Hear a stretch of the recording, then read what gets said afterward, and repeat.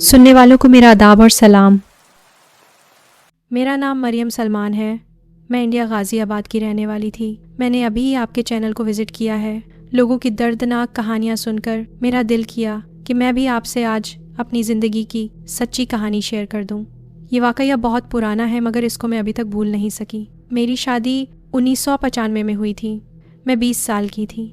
اپنی فیملی کے بارے میں آپ کو بتا دوں، ہم 4 بہنیں ہیں، بھائی کوئی نہیں۔ اب تو ماں باپ کی ڈیتھ ہو چکی ہے مگر اس وقت میرے ماں باپ حیات تھے جب میری شادی ہوئی۔ میں اپنی بہنوں میں سب سے چھوٹی تھی اور باقی سب بہنوں کی شادیاں ہو چکی تھیں، بال بچوں والی تھیں۔ میرا سسرال غازی آباد میں ماڈل ٹاؤن میں تھا، جہاں میری ساس، سسر اور ایک دیور تھا۔ یہ سنگل سٹوری گھر تھا۔ جب میری شادی ہوئی تو مجھے ایک کمرہ اور ایک باتھ روم اوپر بنا کر دیا گیا تھا۔ نیچے کافی تنگ پورشن تھا، اس لیے ایک کمرہ اوپر ڈالا گیا۔ تب اس گھر میں اوپر والے کمرے میں شادی کر کے آ گئی۔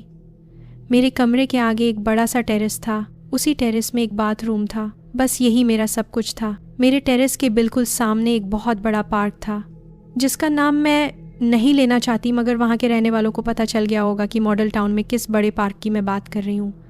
اور یہ اب تو بہت آباد ہو چکا ہے مگر سن 95 میں اس ایریا میں اتنی آبادی نہیں تھی۔ اس کے آس پاس کا زیادہ حصہ خالی تھا، اس لیے پارک میں بہت سناٹا ہوا کرتا تھا، اور مغرب کے بعد تو بھول جاؤ، سوائے گارڈز کے شاید ہی کوئی موجود ہوتا ہوگا۔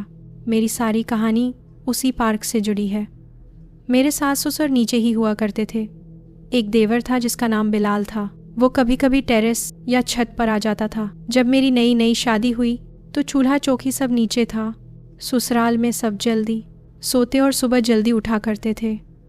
میں رات کا کھانا بنا کر برتنوں میں ڈال کر اپنے کمرے میں اوپر لے آتی تھی، جس کو سلمان اور میں رات میں بھی کھاتے۔ سلمان تو سارا دن دکان پر ہوتے اور میری ساس سے زیادہ مزاج نہیں ملتا تھا، اس لیے میں اوپر ہی رہتی تھی۔ شادی کو 1 مہینہ ہو چکا تھا۔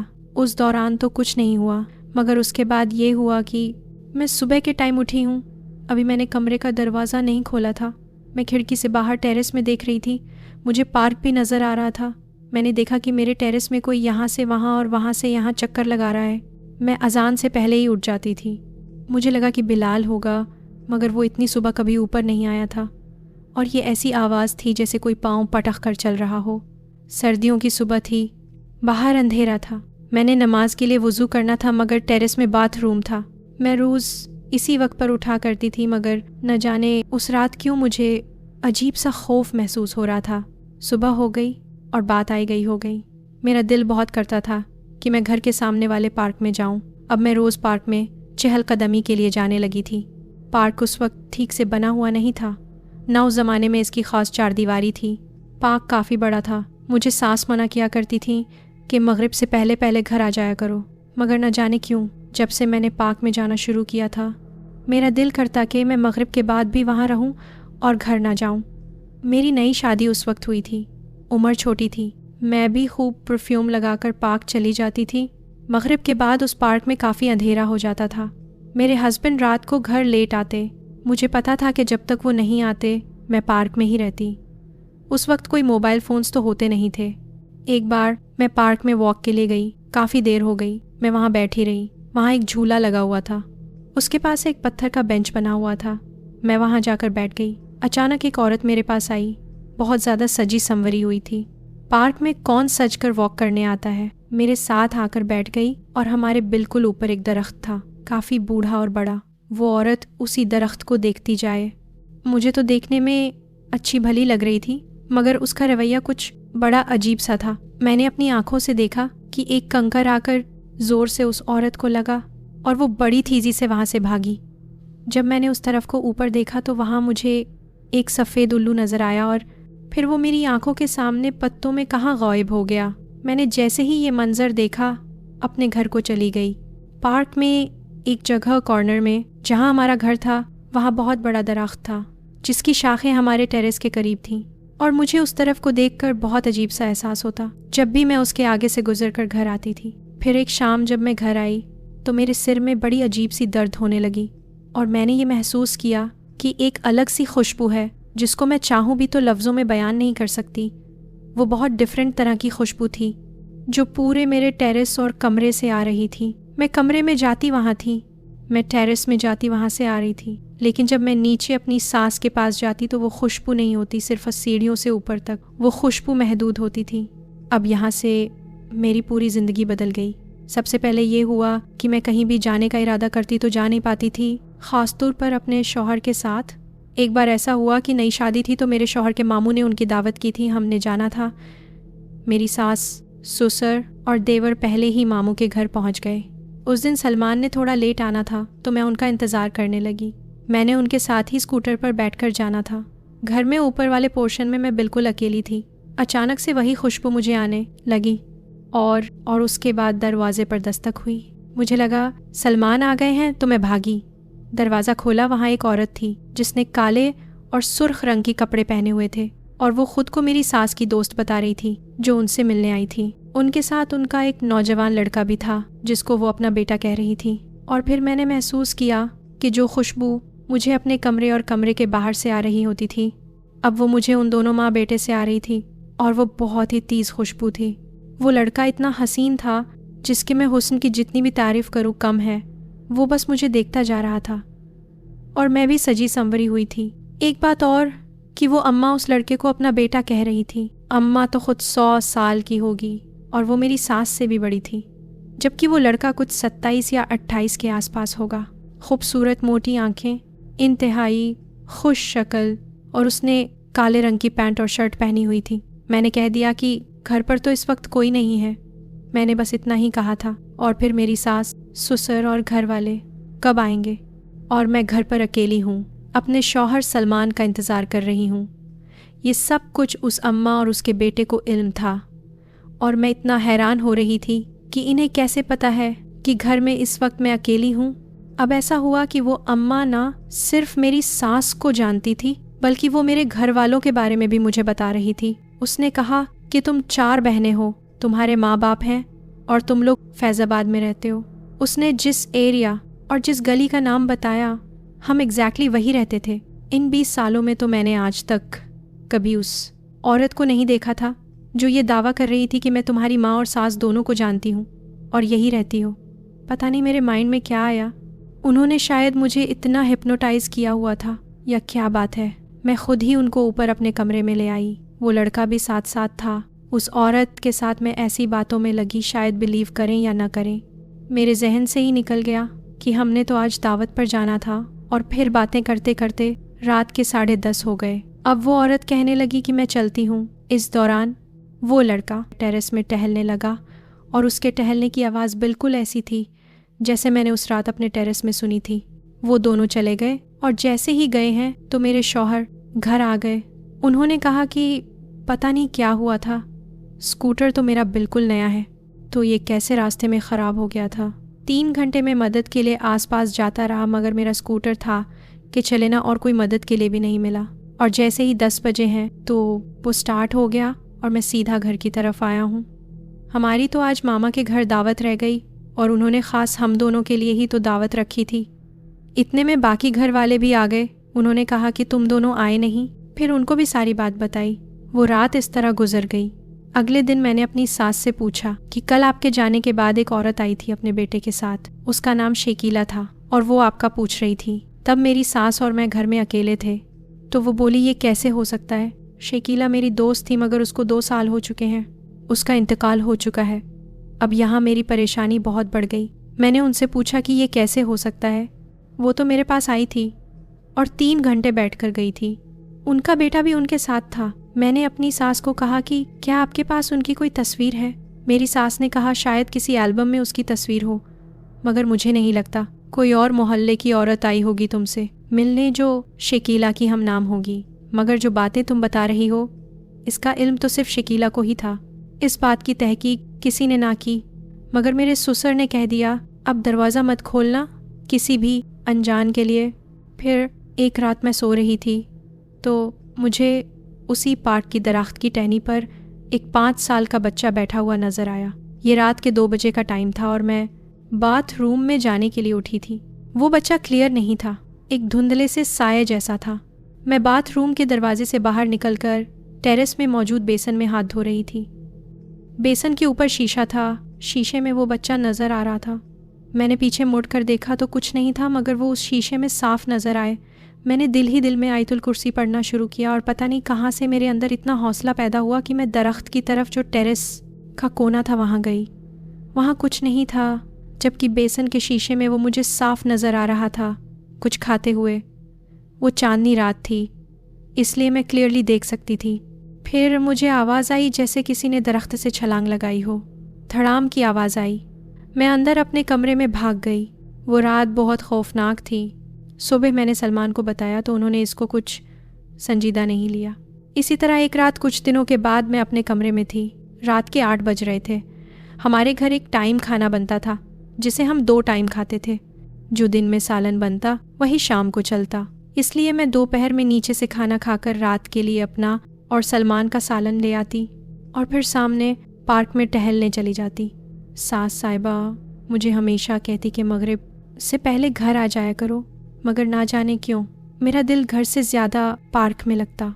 मैं कमरे में थी, सलमान का इंतज़ार कर रही थी कि मुझे अपने कमरे के दरवाजे का लॉक खुलने की आवाज़ आए, जैसे किसी ने हैंडल पर हाथ रखा हो और आहिस्ता से कभी ऊपर हैंडल करे कभी नीचे कर दे। मेरी सास को घुटने का मसला था। वो तो सीढ़ी चढ़कर ऊपर नहीं आती थी। मेरे ससुर, देवर और शौहर सब दुकान पर होते थे। ये सलमा सितारा का काम करते थे और अक्सर लेट हो जाते थे। ऊपर कमरे में मैं अकेली होती थी। सलमान तो इतनी जल्दी नहीं आ सकते थे क्योंकि उन दिनों ईद आने वाली थी, तो उन्होंने ईद से पहले मलबूसा तैयार करके देने थे। वो तो मुझे बता कर गए थे कि वो लेट हो जाएंगे। उन दिनों मेरी सास की टांग में फ्रैक्चर हुआ था, तो सवाल ही पैदा नहीं होता था कि वो सीढ़ियाँ चढ़कर ऊपर आ जाती। मैं टीवी पर कोई पुरानी मूवी देख रही थी और मुसलसल उस हैंडल की आवाज़ से मुझे बहुत उलझन हो रही थी। मुझे डर लग रहा था। मैंने काफ़ी बार पूछा, कौन है? जब मैं आवाज़ दूं तो वो आवाज़ बंद हो जाए और जब मैं चुप हो जाऊं तो आवाज़ दोबारा आए। इतने में लाइट चली गई और वो आवाज़ आना अचानक बंद हुई और लाइट जाने से हर तरफ इतनी खामोशी थी। मुझे उसी पेड़ से किसी के हंसने की आवाज़ आई, जैसे कोई मेरा मजाक उड़ा रहा हो। मैंने एक दिन अपने शौहर से कहा कि आप किसी मौलवी को लेकर आएं। कोई चीज़ है जो मुझे तंग करती है, डरा भी रही है। मेरे शौहर ने अच्छा कहा। फिर कुछ दिनों बाद वो एक इमाम साहब को घर लेकर आए। उन्होंने सारा घर चेक किया, ऊपर आए और फिर कुछ देर बाद कहा कि आपकी ज़ौजा के साथ कोई चीज़ चल के आई है, मगर कौन है, क्या चाहती है, कुछ नहीं पता। आप किसी नाबालिग बच्चे को लेकर आइए, मैं कुछ पढ़ूंगा। वो बच्चे की आंखों पर पट्टी बांधी जाएगी और उन बंद आंखों से जो कुछ दिखेगा तभी पता चल सकेगा असल मामला क्या है। हमारे बराबर वाले घर से एक छोटी बच्ची काशिफा को बुलाया गया जो 8 साल की थी। अमल शुरू हुआ। उन्होंने उसको कहा कि जो कुछ नज़र आ रहा है बोलती जाना। मुझे पास बिठा दिया गया और मेरे पूरे जिस्म पर काला कपड़ा डाला। मुझसे कहा गया कि तुमने यहाँ वहाँ नहीं देखना और उस दरख्त को तो बिल्कुल भी नहीं देखना।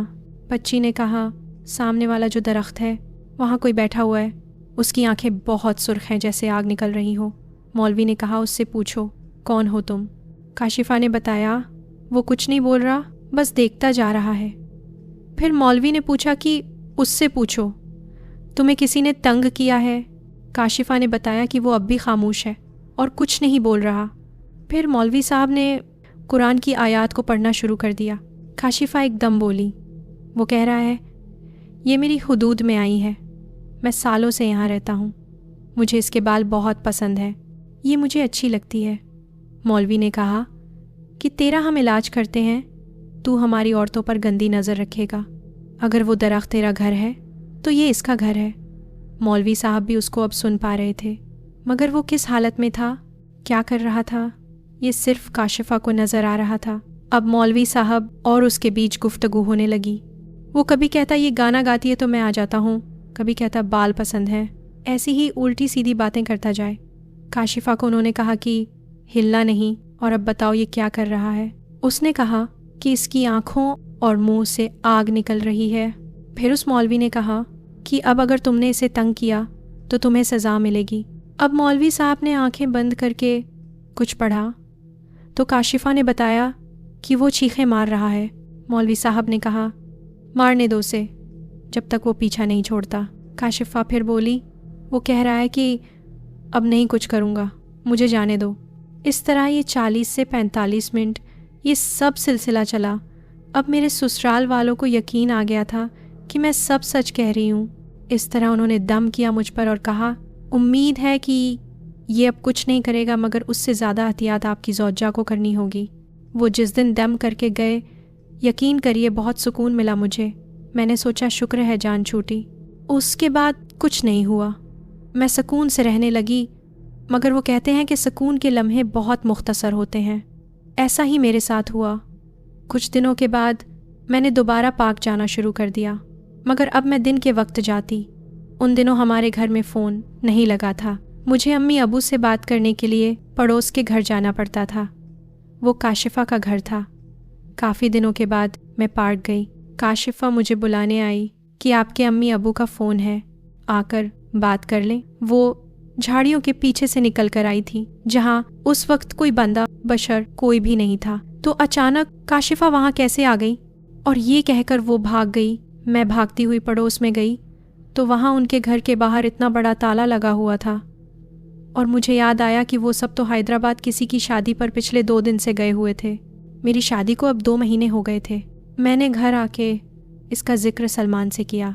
वो बोले, तुम्हारे दिमाग का वहम है, और दूसरा ये कि अगर कुछ दोबारा हुआ तो अपना हिसार कर लिया करो। कौन सी बड़ी बात है, इन बातों को ज़्यादा मत सोचो। मौलवी साहब ने कहा था कि वो चला गया है। मैं भी चुप हो गई। जैसे कि पहले मैंने आपको बताया था कि मेरे शौहर सलमा सितारा का काम करते थे और करवाते भी थे। अक्सर ये गोटा किनारी और कोरी दबके के काम वाले कपड़े घर लाया करते थे और मुझसे कहते थे कि तुम इन कपड़ों को आराम से अलमारी में रख दो, जब मैं कहूँ तब मुझे आराम से निकाल के दे देना। उनमें से हर सूट के साथ वो एक पर्ची लगाया करते थे, थंब पिन से या कच्चे धागे से, जिस पर उस कस्टमर का नाम लिखा होता था कि ये किसके सूट है।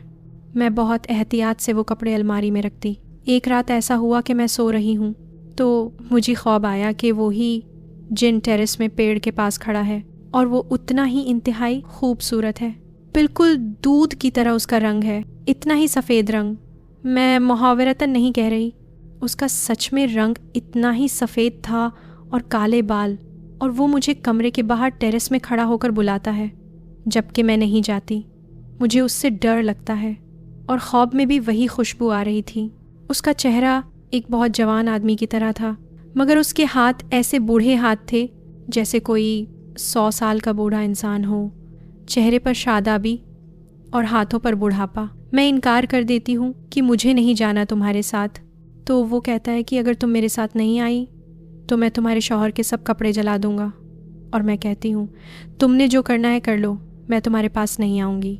वो गुस्से में हमारे कमरे में आता है, अलमारी खोलकर कस्टमर्स के सब कपड़े लेकर उनको टेरेस में जला देता है और मैं ज़ोर ज़ोर से आयतुल कुर्सी पढ़ना शुरू कर देती हूँ। उसके बाद वो चला जाता है। सलमान मुझे उठा रहे हैं और मेरे ऊपर पानी डालते हैं।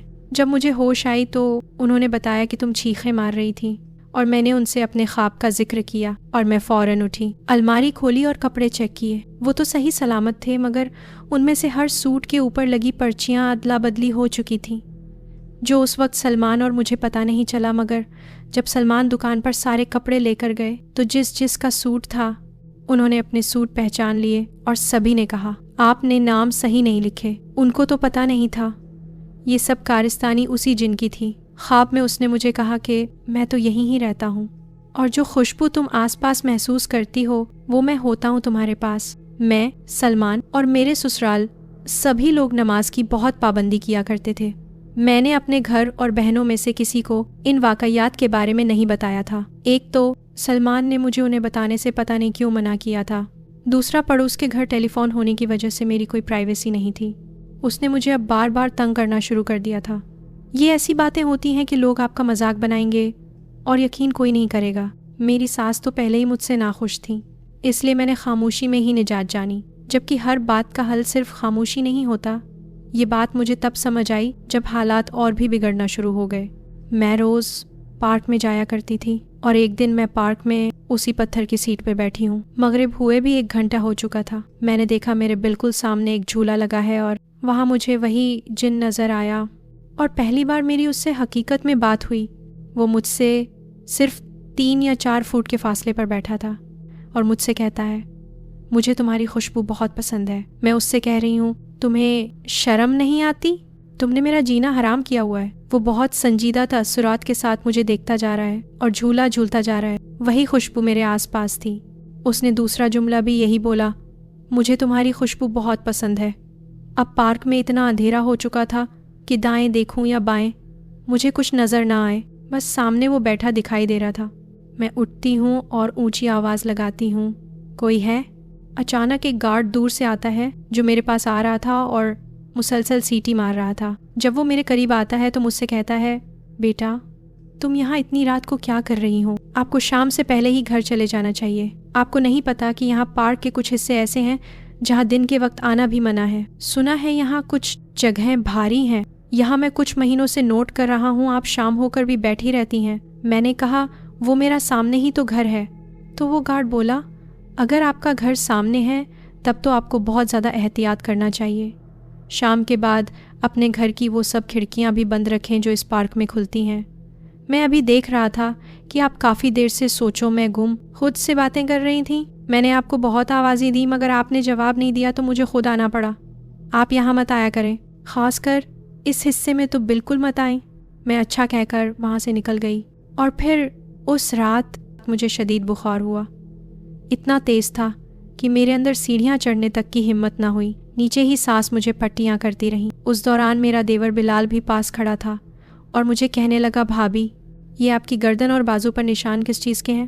میں اپنے جسم پر نیل دیکھ رہی تھی جو کل تک تو نہیں تھے، اور ویسے بھی کچھ دنوں سے مجھے شدید جسمانی کمزوری ہو رہی تھی۔ میں نے گھر آ کر ساس کے ڈر سے کسی کو کچھ نہیں بتایا تھا۔ ساس نے کہا کہ کل میں تمہیں ڈاکٹر پر لے کر جاؤں گی، اور شادی کو اتنا عرصہ بھی ہو گیا ہے، ابھی تک کوئی خوشخبری نہیں۔ اس رات میری بہت بری حالت تھی۔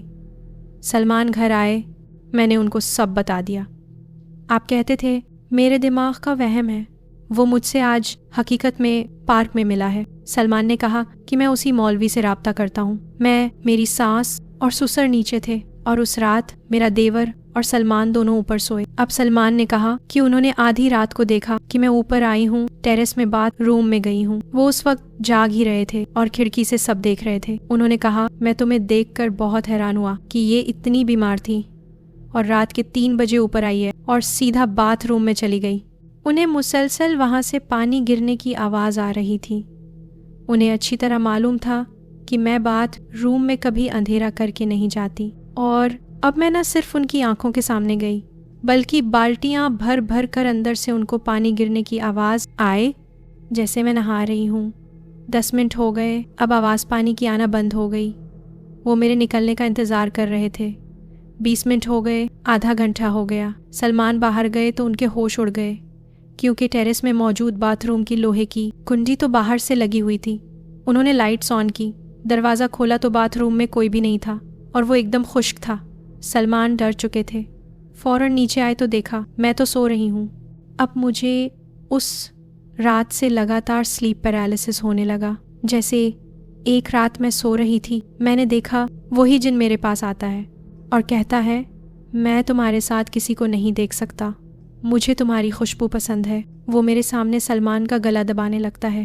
میں ڈر سے چیخ رہی ہوں، یا اللہ بچا لے، اتنی زور سے چلاتی کہ میرے سسرال والے سبھی اٹھ گئے۔ میں نے ان کو بتایا۔ یہ خواب سن کر میری ساس کو تو نہ صرف بہت پریشانی ہوئی بلکہ وہ مجھ سے نفرت کرنے لگیں۔ اس وقت سلمان کو اچانک کاروبار میں نقصان ہوا تھا۔ میری ساس کا کہنا تھا کہ سب کچھ میری وجہ سے ہوا ہے، جبکہ سسر کو میں نے ہمیشہ پازیٹیو ہی دیکھا۔ انہوں نے کہا کہ دوبارہ مولوی کو بلانا پڑے گا۔ صبح مولوی تو نہیں آیا، مگر میری ساس مجھے ڈاکٹر پر لے کر گئیں اور انہوں نے کہا کہ مجھے 2 مہینے کی پریگننسی ہے، مگر میری موجودہ جسمانی حالت پریگننسی کو پیچیدہ کر سکتی ہے۔ معاملات برے یا کچھ بھی تھے، میری زندگی میں ماں بننے کی خبر نے میری ساس کو کسی حد تک خوش کر دیا تھا۔ میری بہنوں نے جب یہ خوشخبری سنی تو بہت خوش تھیں، مگر وہ میری حالت دیکھ کر حیران رہ گئیں۔ پہلے امی ابو کے ساتھ بڑی 2 آپا آئی تھیں، فلک آپا اور فریدہ آپا مٹھائی لے کر آئیں۔ شادی کو 5 مہینے ہو چکے تھے اور شادی کے 1 مہینے بعد سے یہ سب شروع ہونے والے پراسرار معاملات نے میری صحت کو بہت بری طرح متاثر کیا تھا۔ میرے گھر والوں نے کہا تم نے سورۃ البقرہ اور آیت الکرسی کو پڑھنا نہیں چھوڑنا، اور بہتر یہی ہے کہ تم اوپر کمرے میں مت جانا۔ جس دن فریدہ آپا لوگ گئے اسی رات مجھے پھر سے خواب آیا۔ اب وہی عورت شکیلہ آئی، میری ساس کے کمرے میں کھڑی ہے۔ وہ کمرے میں اندر انٹر نہیں ہو پا رہی اپنی لاکھ کوشش کے باوجود بھی۔ میں نے سلمان کو صبح بتایا۔ میرے بال بہت لمبے ہوتے تھے، اب وہ اتنے لمبے اترنا شروع ہو گئے تھے۔ کچھ لوگ کہتے ہیں کہ پریگننسی میں خون کی کمی سے بال اترتے ہیں۔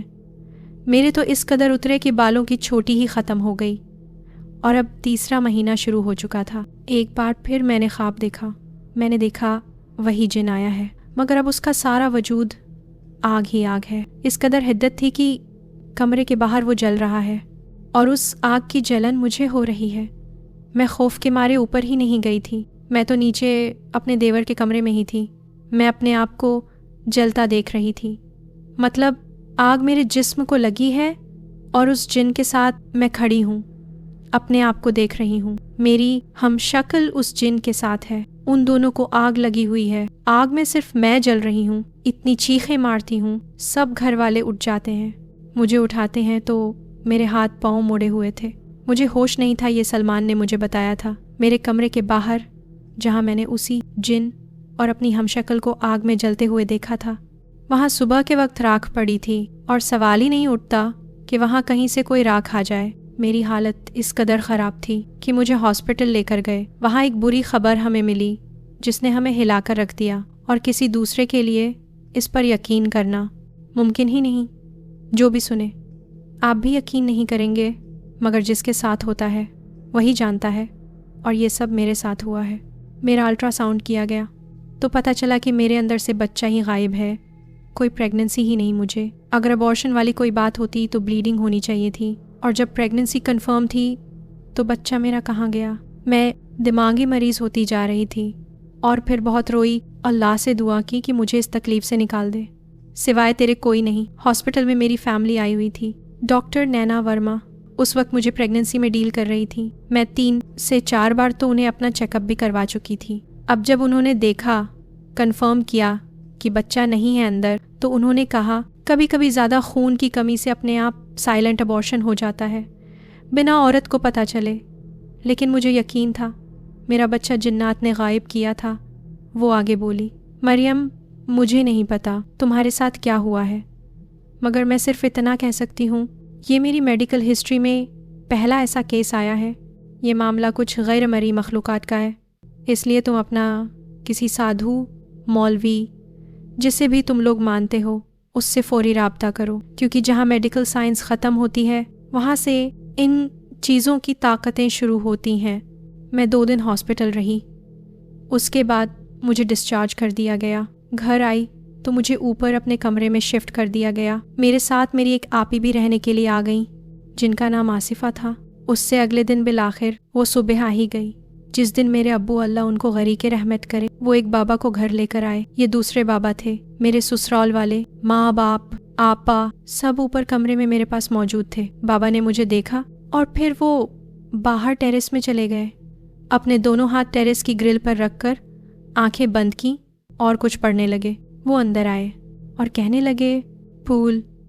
انہوں نے پھولوں سے متعلق ایسی بات کہی جو گھر میں صرف میں اور سلمان جانتے تھے، اور اب وہ بابا اس کی تصدیق کر رہے تھے کہ کیسے میں ان جناتی معاملات میں پڑی۔ انہوں نے کہا، میں اس مریم کا روحانی علاج بھی کر دوں گا، یہ ٹھیک بھی ہو جائے گی، مگر اس کمرے، اس ٹیرس، اس جگہ کو مریم کو ہمیشہ کے لیے چھوڑنا ہوگا۔ میری ساس نے کہا، ہم تو کافی سالوں سے یہاں رہتے ہیں، ہمارے ساتھ تو کبھی کچھ ایسا نہیں ہوا، ہم یہ گھر چھوڑ کر نہیں جائیں گے، نہ میرا بیٹا جائے گا۔ وہ بابا بولے، یہ آپ کا ذاتی معاملہ ہے، مگر اس کا جو مستقل حل ہے وہ میں نے آپ کو بتا دیا ہے، اور ہاں، بچے کو اس دنیا میں آنے سے پہلے ہی جنات نے غائب کیا ہے۔ اگر یہ لڑکی یہاں رہی تو کبھی ٹھیک نہیں ہو سکتی۔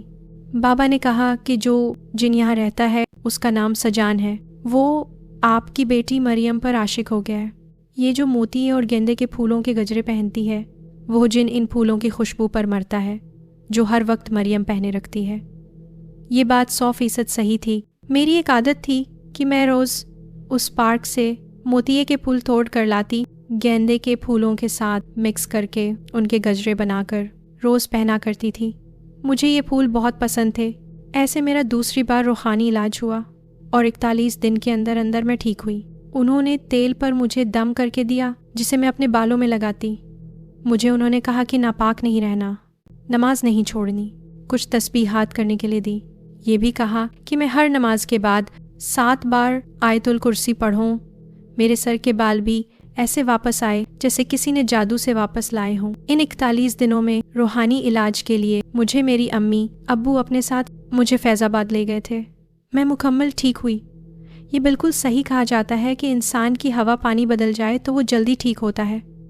सलमान मुझसे बहुत मोहब्बत करते थे। वो मुझे किसी कीमत पर छोड़ना नहीं चाहते थे और मेरी सास मुझे रखना नहीं चाहती थी। फिर वो मेरे साथ ही आ गए। अपनी माँ की शदीद मुखालफत के बावजूद उन्होंने मेरा बहुत साथ दिया। हम दोनों ने बाकी की ज़िंदगी बहुत सुकून से गुजारी, मगर मुझे दोबारा कभी माँ बनने की सआदत नसीब ना हुई। इस साल मैं बेवा हुई हूँ। माँ बाप, सास, ससुर सब अल्लाह को प्यारे हो गए। मैं फैज़ाबाद में ही अपनी एक बहन के साथ रहती हूँ। ये मेरी ज़िंदगी की कहानी है जो मैंने आपके सामने बयान कर दी। मैं उस वाक़या के बाद कभी गाज़ियाबाद नहीं गई। मुझे गाज़ियाबाद मॉडल टाउन एरिया से आज भी बहुत डर लगता है। जब कभी उन बातों को सोचती हूँ तो बहुत डर जाती हूँ। बेटा, तुम्हें कहानी लिखते हुए अब भी मेरे हाथ काँप रहे हैं। बाकी ये कि आपकी स्टोरीज़ मुझे बहुत पसंद आती हैं। खुदा आपको इसी तरह कामयाब करे, आमीन। सबके लिए दुआ करती हूँ। मरियम सलमान, इंडिया, फैज़ाबाद से।